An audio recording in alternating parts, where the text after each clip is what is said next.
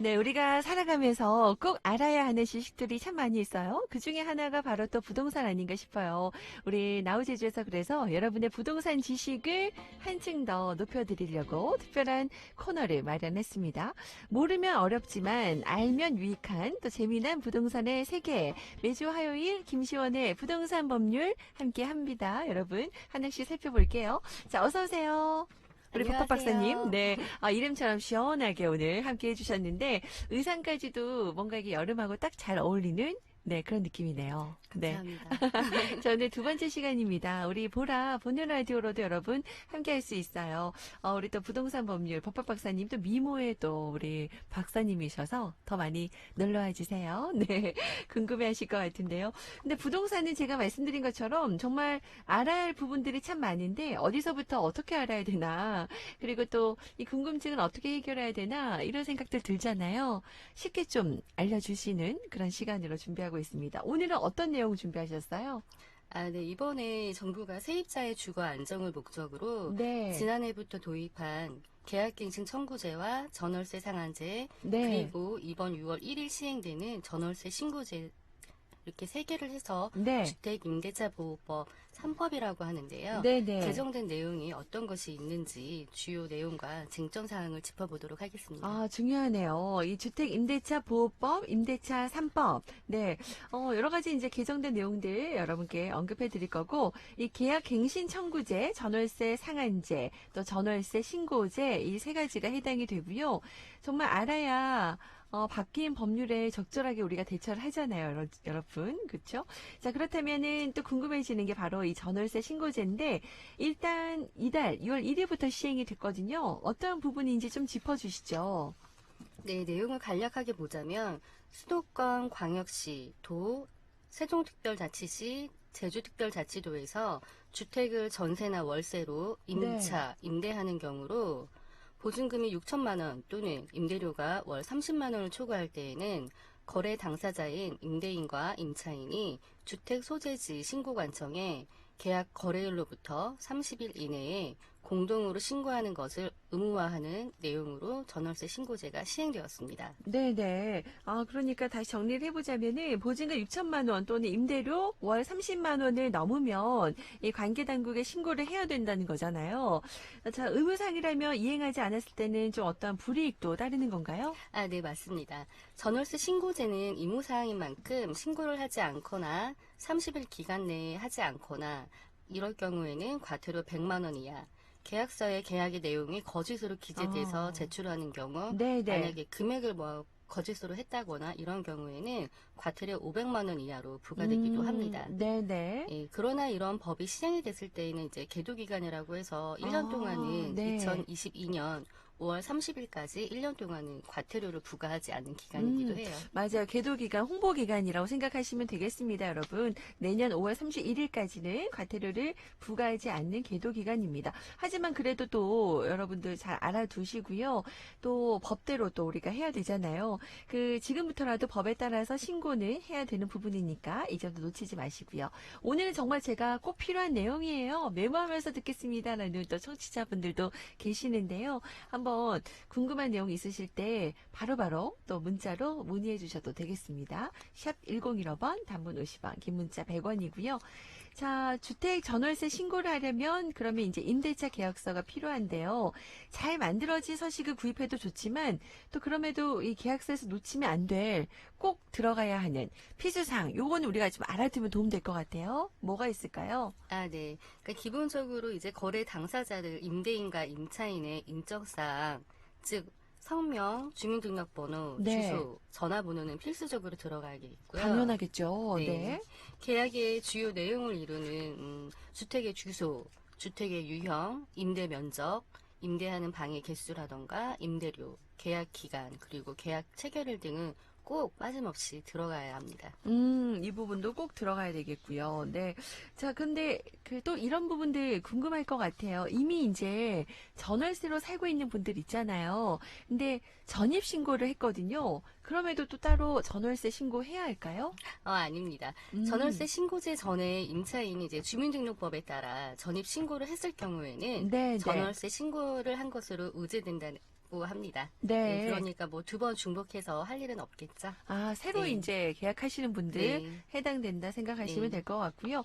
자, 그러면 주택 전월세 신고제 여러분 이 정도 하시면 이해하시겠어요? 혹시나 관련해서 더 궁금하시면 문자 주시고 추가적으로 궁금하신 분들 얘기 기다리고 있을게요. 자, 다음 주제로 또 넘어가 보겠습니다. 다음으로는 계약 갱신 청구제. 아, 이름들이 다들 좀 어려워요. 계약 갱신 청구제. 네, 이것도 주목해야 되겠는데 쉽게 개념부터 좀 짚어주세요. 아, 네. 계약 갱신을 청구할 수 있다. 계약이 만료됐는데도 더 살 수 있도록 청구할 수 있다는 건데요. 네네. 네. 이 법 같은 경우에는 정부가 세입자의 주거 안정을 목적으로 지난해부터 도입한 제도입니다. 네네. 그런데 오히려 이제 세입자의 주거 안정을 위해서 마련한 제도인데 네. 집주인과 세입자 간의 갈등을 부추기는 요인이 되고 있기도 해요. 그래요? 네. 왜 그럴까요? 네. 일단 지금 나와 있는 것 같은 경우에는 그 법률구조공단에 따르면 이제 임대료 증감이나 계약갱신 그 기간에 따라서 분쟁 조정에 대한 거는 2019년에는 미비한 수준이었으나 지난해 7월 말부터 이제 계약갱신 청구제와 함께 전월세 상한제가 시행된 이후로는 큰 네네. 폭으로 증가했는데요. 네네. 계약갱신제의 주요 내용은 이렇습니다. 주택 임대차 계약을 맺고 2년 거주한 세입자가 1회에 하나여 최대 2년 동안 재계약을 요구할수록 보장한 제도인데요. 네네네. 임차인의 보장 기간을 2년에서 4년으로 연장을 하는 것인데 네. 뒤에 살펴보는 전월세 상한제와 시너지 효과를 이루면서 이 4년 동안 임대인이 최대 보증금을 5%밖에 올릴 수가 없는 상황이 발생이 되는 거예요. 네. 그래서 세입자 입장에서는 다행히도 이제 5년 동안, 그러니까 4년 동안은 5% 이내로만 임대료가 올라가기 때문에 이제 안정된 주거 생활을 맞아요. 할 수 보장받는 있다고는 거네요. 하지만 네. 제주도 외에 지금 서울 같은 경우에는 급격하게 전세 가격이 올라가고 있거든요. 맞아요. 근데 이런 상황에서는 이제 주인들이 이제 4년 동안 5%라고 금액이 묶여버리기 때문에 네네. 오히려 2년에서 2년으로 갱신될 경우에 네. 이제 오히려 합의금이나 위로금 목적으로 돈을 더 많이 주고 아, 세입자를 몰아낸다거나 네. 아니면 뒤에서 또 살펴볼 수 있는 이제 뭐 내가 이 집에서 살겠다 아, 이렇게 하면서 이제 임대인을 약간 임차인을 쫓아내는 방법으로 이제 이용되고 악용하는 있습니다. 네, 그런 사례가 있군요. 지금 안 네. 그래도 정말 전세 가격이 뭐 천정부지다 이런 얘기가 있는데 우리가 지금 용어 설명도 좀 하고 있는데 많은 분들이 임대인, 임차인 또 헷갈린다 하시는 분도 계세요. 그러니까 임대인은 집주인, 네. 임차인은 세입자 이렇게 네. 이해하면 되는 건가요? 예, 라고 하셨는데 맞습니다. 예, 제가 맞아요. 이제부터 집주인과 세입자를 말씀드릴게요. 그게 더 이해가 쉬울 수도 네. 있어요. 네. 하긴 우리가 얘기를 많이 하지만 네. 어쩔 때 헷갈릴 수도 있어요. 네. 임대인은 내 돈이나 내 건물을 빌려주는 사람, 그러니까 흔히 말하는 집주인, 네. 건물주고 임차인이 거기 새들어 사는 사람 네. 이렇게 여러분 생각하시면 될 것 같아요. 자, 이렇게 계약갱신 청구제 관련해서 이런 또 일들이 있군요.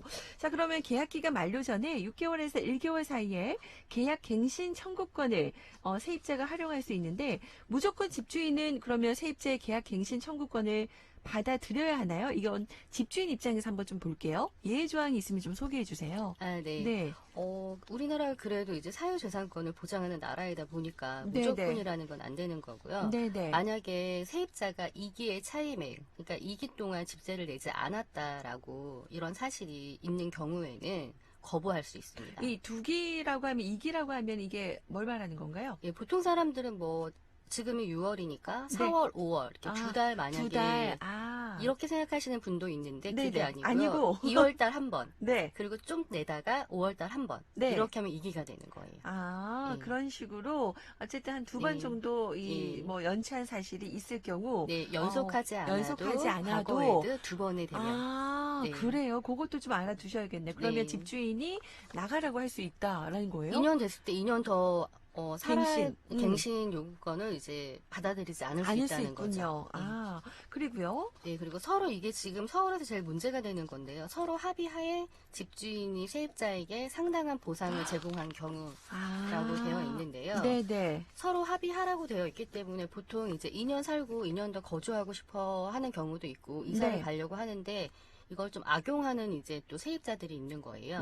그러게 되면 집주인 같은 경우에는 뭐 이사비라거나 뭐 이런 식으로 해서 이제 근데 금액을 좀 많이 말씀들을 하시더라고요. 네네. 왜냐면 이제 다른 세입자를 이제 얻게 되면 이제 그 또 금액이 또 올라가기 때문에 그래서 뭐 이삽이라거나 아니면 뭐 위로금, 아, 합의금 이런 이런 식으로 명목으로 이제 네. 많이 제공하고 있습니다. 이런 보상을 네. 합의하에 서로 제공을 하고 네. 갱신 청구제 원래는 이게 네. 보장돼 있는 건데 네. 합의하에 네. 계약을 이제 파기하는 거군요. 네. 이렇게 합의하에 잘 이루어지는 건 다행인데요. 계약을 일방적이면 파기한다고 하는 건 좀 그렇고요. 아, 그 네. 청구권을 이제 이행하지 받아들이지 않고, 않는다? 그러니까 아. 2년 더 안 살고 딴 네. 데 이사 가게 되면 내가 네. 이사비 뭐 한 아. 500만 원 줄게 이래버리면 네. 고민하게 되잖아요. 네, 500만 네. 원 받고 다른 데 이사 가는 게 낫겠다. 어차피 뭐 좀 이런 이사 식으로. 가고 싶은 마음도 좀 있었고 네, 막 그러면은 이렇다면 예, 이런 식으로요.